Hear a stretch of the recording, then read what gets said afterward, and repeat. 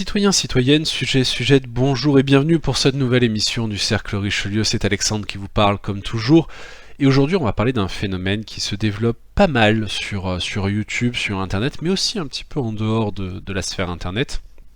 C'est le paganisme. Oui, vous savez, le paganisme, c'est ces religions, c'est ces références à ces religions anciennes et qui, plus ou moins, s'opposaient à la religion catholique, à la religion chrétienne. C'était les religions celtes, les religions vikings, les religions des anciens dieux grecs, etc. Et on voit depuis quelques temps, en fait, depuis quelques années, parce que j'ai déjà rencontré des gens qui se disaient païens depuis même une vingtaine d'années, on voit se développer ce phénomène, cette tentative, plutôt j'ai envie de dire, de retour à une forme de spiritualité qui rejetterait la spiritualité catholique, puisque ces gens-là lient la spiritualité catholique à la dégénérescence morale que subit actuellement notre pays, et à une certaine pensée boboïste d'accueil de tous les migrants, de tous les malheurs du monde. Sauf que, je le dis très honnêtement, c'est ridicule. C'est ridicule, d'autant plus que ce mouvement paganiste, on va dire, se développe particulièrement au sein des courants nationalistes, souverainistes, royalistes, patriotes, etc. Alors, c'est ridicule pour plusieurs raisons. La première, c'est que ils ne pratiquent pas réellement les religions païennes duquel ils disent s'inspirer, ni la religion celtique, ni la religion viking, ni la religion des anciens dieux grecs. Pourquoi ? Une religion, dans toute religion, il y a une partie ésotérique et une partie exotérique. Alors la partie exotérique, c'est tout ce qui est matériel, et la partie ésotérique, c'est tout ce qui est lié à la spiritualité. Ce qui est le plus important, quand même, notamment quand on veut incarner une religion, c'est quand même toute la partie ésotérique. Et cet ésotérique, il n'a de sens qu'à partir du moment où on transmet quelque chose qui est intemporel, qui s'appellerait entre guillemets les principes traditionnels de cette religion, de la spiritualité.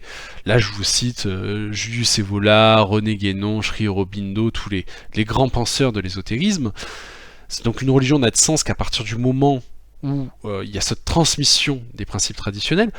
Or, de la fin de ces religions païennes, donc pour la religion celtique, les premiers siècles de notre ère, pareil d'ailleurs pour les religions grecques et vikings, a duré un petit peu plus longtemps, parce que je crois que la religion viking, les religions vikings ont complètement disparu à l'orée des 11e et 12e siècles, donc quand même là ça a duré beaucoup plus longtemps, mais il n'y a eu aucune survivance de ces religions d'hier à aujourd'hui, donc il n'y a pas de transmission ésotérique, rien n'a été transmis de ce qu'étaient ces religions à cette époque jusqu'à aujourd'hui. Donc ces gens ne peuvent pas réellement pratiquer cette religion païenne. En fait, ce qui se passe, et c'est malheureux, mais c'est la vérité, ce qui se passe, c'est que, inspirés par un certain folklore hollywoodien, par des livres d'heroic fantasy, un certain nombre de ces gens se sont dit qu'ils allaient adapter un petit peu leur propre religion par rapport à ce qu'ils imaginaient être leur religion, enfin, quelle que soit cette religion païenne de laquelle ils s'inspirent, à aujourd'hui. Sauf que, évidemment, ça n'a aucun sens, donc il n'y a aucun ésotérisme déjà dans cette religion, donc il n'y a aucune spiritualité, fatalement. C'est ce qu'ils imaginent être les anciennes religions. Il n'y a pas longtemps, j'avais vu un reportage, je crois, sur Arte, où il y avait une de ces dames qui s'était auto-convaincue, qui s'était auto-proclamée surtout, druide celtique. Alors, d'où vient d'un coup cette proclamation de druide celtique, je n'en ai aucune idée. Toujours est-il que je me suis beaucoup intéressé aux religions anciennes, personnellement. J'ai lu beaucoup de livres, d'ésotérisme, livres d'histoire sur le sujet, et je peux vous dire que c'était pas lié nécessairement à la manière dont cette femme pratiquait sa religion druidique, on va dire. Alors il y avait un amour de la terre qui était réel, mais qui est également d'ailleurs dans la religion chrétienne, mais qui était extrêmement limité. Elle se roulait dans la terre, c'était un petit peu pitoyable, quoi. Ça ne ressemblait pas réellement à ce qu'on sait de ce qu'étaient ces religions anciennes. Donc c'est le premier point. manifestement, ces gens-là ne peuvent pas avoir de religion. Ils se font plutôt une référence culturello-hollywoodienne à ce qui étaient ces religions anciennes.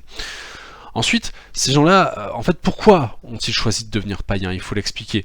C'est dû, selon eux, plus ou moins, même s'ils ne le disent pas toujours ouvertement, à l'affaiblissement de la France, qui serait lié, le déclin de la France et de la société occidentale, qui serait lié à cette moralité un petit peu je tends l'autre joue, on me frappe sur une joue, je tends l'autre joue, j'accueille toute la misère du monde, de la religion enfin des religions chrétiennes, globalement.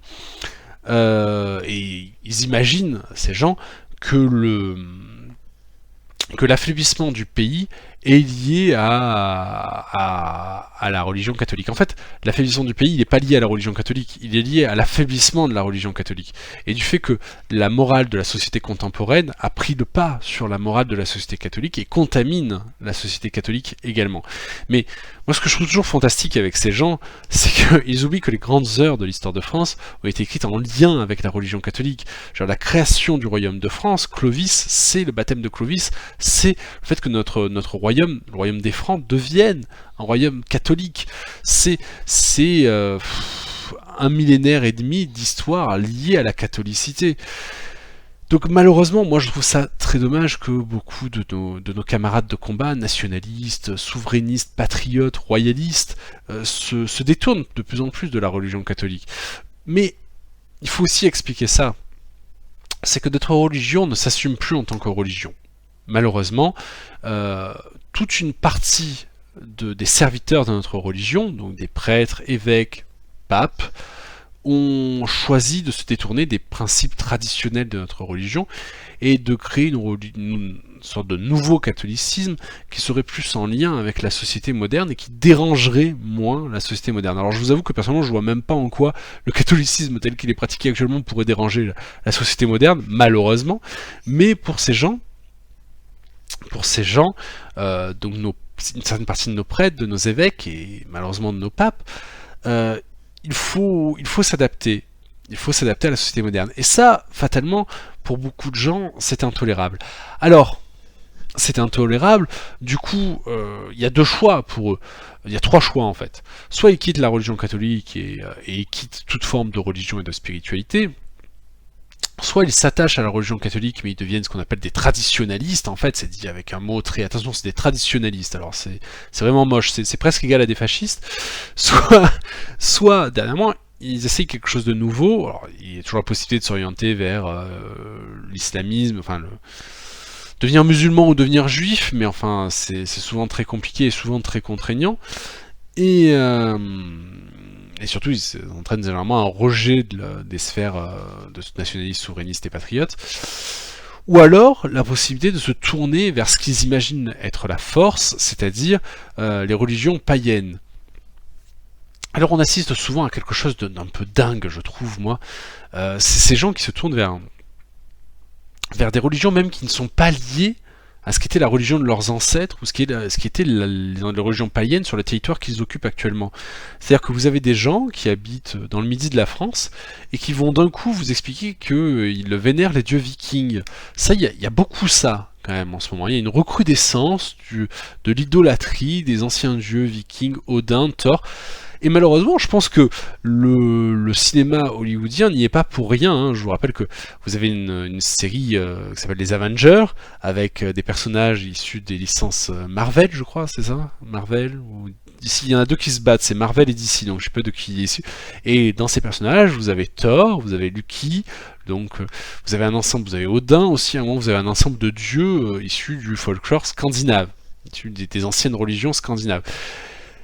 Et on sent aussi que dans tout un tas de lectures, non pas ésotériques, mais plutôt lectures de science-fiction, heroic fantasy, tout ça, vous avez une recrudescence un petit peu de ce folklore, des anciens dieux, tout ça.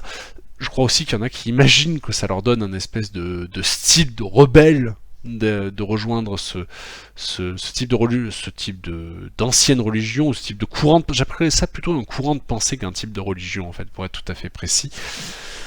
Mais, encore une fois, c'est axé sur rien, c'est le vide intégral. Étant donné qu'il n'y a pas eu de transmission spirituelle entre la religion païenne telle qu'elle était pratiquée au moment où elle s'est éteinte et le retour de cette religion païenne aujourd'hui, il n'y a que du vide. Il n'y a rien. Je veux dire, il n'y a pas de rituel, il n'y a pas de principes traditionnels qui sont transmis oralement de génération en génération. Donc, plutôt, je conseille. Si je pouvais dire je conseille, j'ai pas envie de conseiller, mais si je pouvais donner mon avis sur cette recrudescence de cette forme, de ce courant de pensée, je dirais assumons ce que nous sommes. Nous sommes des catholiques, nous sommes issus d'une culture enfin on va dire gallo-française, on va dire en quelque sorte gallo-romano-française. Nos ancêtres ont été catholiques pendant X générations, ils nous ont transmis quelque chose à travers ce catholicisme. C'est à nous de refaire vivre ce catholicisme. On ne peut pas abandonner notre religion au moment où elle est en train de s'effondrer. C'est au moment où elle est en train de s'effondrer qu'on doit se battre pour cette religion et pour tout ce qu'elle a entraîné dans nos vies, quoi. Et surtout, si vraiment on se sent plus lié à ce qu'on imaginait être des religions anciennes, respectons-les dans ce qu'elle a un minimum. N'essayons pas de les mimer selon ce que nous aurait appris une culture cinématographique ou une culture de roman de ce qu'étaient ces anciennes religions. Voilà, donc on est dans mes nouvelles vidéos, je vous avais dit, au format assez rapide. Voilà, ça va durer un peu plus d'une dizaine de minutes. C'était Alexandre du Cercle Richelieu. N'hésitez pas à mettre des commentaires, n'hésitez pas à vous abonner, n'hésitez pas à nous dire ce que vous en pensez. Et je vous écouterai avec grand plaisir.